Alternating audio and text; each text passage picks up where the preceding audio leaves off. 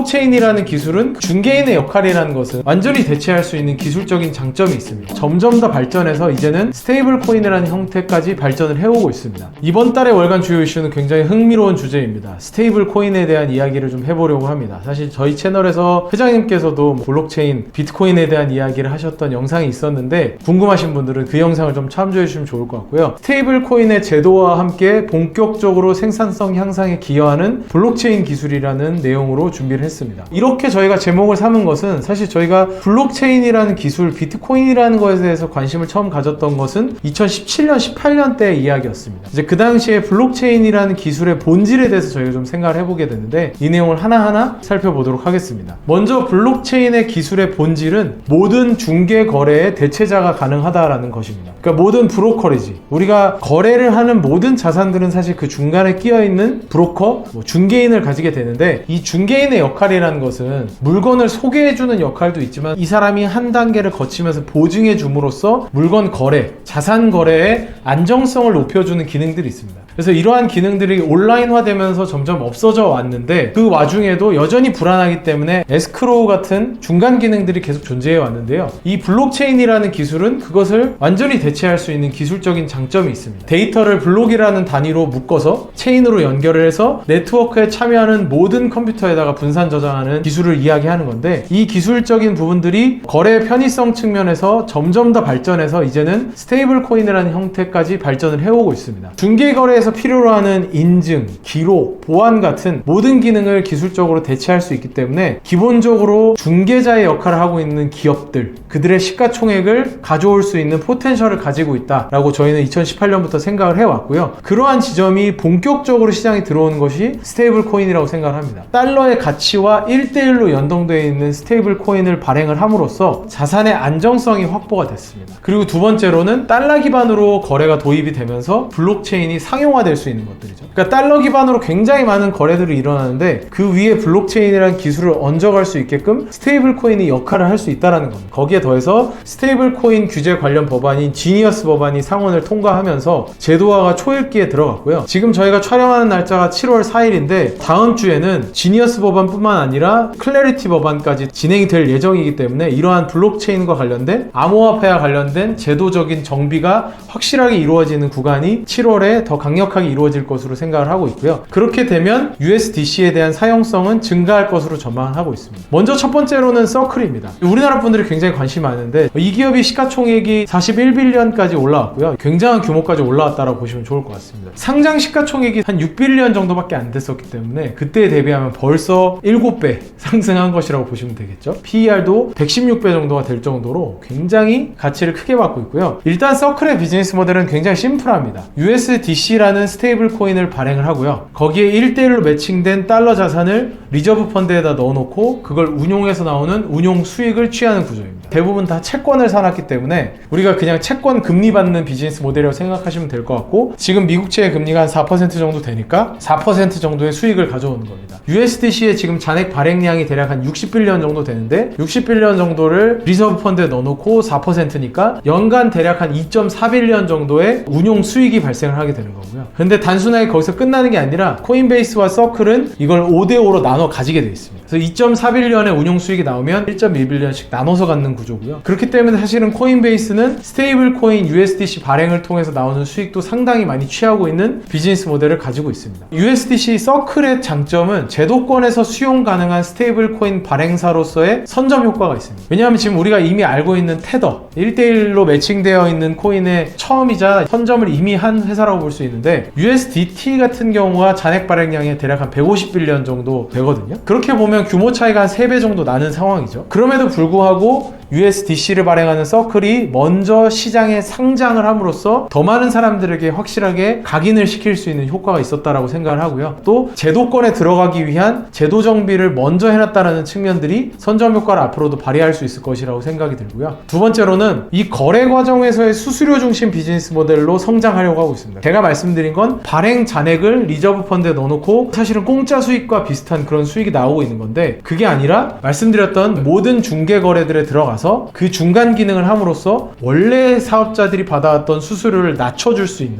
그런 역할을 해나가면서 수수료 베이스 비즈니스 모델을 바꿔나가려고 하는 거고요. 그래서 그런 두 가지의 좀 특징을 가지고 있다고 보시면 좋을 것 같고요. 두 번째로 넘어가서는 코인베이스인데요. 코인베이스의 시가총액은 100조가 넘습니다. 89빌리언인데 PER은 50배 정도 이상을 받고 있고요. 최대의 코인 거래소이고 스테이블 코인 USDC를 최초에는 같이 발행을 했고 지금은 유통을 전문으로 담당하고 있다고 보시면 좋을 것 같습니다. 암호화폐 거래소로 거래 수수료를 통한 수익이 나오는 게 기본 비즈니스 모델에다가 서클과의 계약에 따라서 운용 수익의 50%를 가져올 수 있는 것. 그 다음에 다양한 블록체인 서비스를 통해서 그 위에서 생기는 디파이 생태계들에서 나오는 보상 수익이 발생된다라는 이렇게 한 크게는 세 가지 정도의 수익원을 가지고 있다고 보시면 되는데요. 이 기업의 특징은 스테이블 코인을 유통시키기 위한 굉장히 중요한 플랫폼 역할을 하고 있다는 점이고요. 또 한 가지는 USDC뿐만 아니라 USDT 혹은 또 다양한 암호화폐들이 발행이 되고 거래가 일어난다면 대장장이 성격의 기업으로서 성장할 수 있다는 투자 포인트를 가지고 있습니다. 그 다음에 로빈후드를 말씀드리려고 하는데 스테이블 코인에 직접적인 연결이 되어 있는 건 아니겠지만 주식부터 암호화폐, 스포츠 베팅까지 종합 자산관리 플랫폼으로 성장하려고 하는 기업이고요. 비즈니스 모델을 보시면 다양한 자산의 거래에 대한 수수료를 기본으로 받고요. 거기에 더해서 골드 멤버십이라는 구독 서비스를 통해서 그들에게 신용대출 비율을 좀 더 늘려준다든지 아니면 프리미엄 리서치 서비스를 제공해준다든지 그런 서비스가 더해져 있는 구독 멤버십 매출이 있고요. 거기에 더해서 USDC 암호화폐 스테이킹을 하는 그런 수익도 발생을 하고 있습니다. 그러니까 주식 중심의 비즈니스 모델이지만 이걸 적극적으로 암호화폐로 넘어가려고 하는 모습들을 좀 보여주고 있고요. 언젠가는 코인베이스와 맞닿는 지점이 있겠지만 아직은 우리의 전통적인 자산들이 이 로빈후드라는 플랫폼 안으로 들어올 수 있게 하는 그런 그 관문의 역할을 하려고 하는 게 좀 더 크다라고 보시면 좋을 것 같습니다. 대표적으로는 국내에서 토스가 로빈후드의 비즈니스 모델을 굉장히 많이 닮아가려고 하는 모습이니까 UI, UX 측면에서도 비슷한 모습이 많거든요. 그런 걸 좀 참고해 보시면 좋을 것 같고요. 지난주에 발표했던 토큰 증권 같은 경우도 굉장히 드라마틱하게 시장의 변화를 가져올 수 있는 부분입니다. 토큰 증권이라는 건 STO라고 불리는 것들인데 STO는 기존에 유동화되기 어려웠던 자산을 유동화 시켜주는 겁니다. 예를 들면 비상장 주식을 토큰으로 만들어서 거래시켜주는 거, 우리의 부동산을 토큰화 시켜서 거래시켜주는 거, 자산 가치는 충분히 있는 자산이지만 거래가 잘 안 됐던 것들을 유동화 시켜주는 그런 장치이기 때문에 이것 또한 자산군의 확대 방향성을 충분히 가지고 있는 영역이다라고 보시면 좋을 것 같고요. 특히나 비상장 주식 중에서도 오픈 AI라든지 스페이스X와 같은 굉장히 좀 핫한 우리 시대를 주도하고 있는 그런 스타트업들을 이런 토큰 증권으로 제공을 하겠다라는 포부를 밝히고 있는 상황입니다. 이렇게 세 개의 비즈니스 모델을 동시에 말씀드린 건 사실 이 기업들이 다 기업 가치가 계속해서 6월 달에 올라왔지만 이들의 비즈니스 모델이 암호화폐 시장, 블록체인 시장, 스테이블 코인의 시장이 제도화되는 과정에서 각각의 역할이 조금씩